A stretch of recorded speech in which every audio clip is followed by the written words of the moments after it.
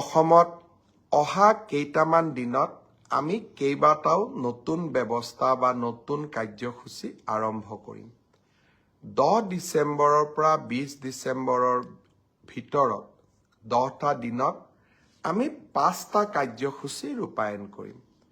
পোনপ্ৰথমে বিগত বানপানীত যিসকল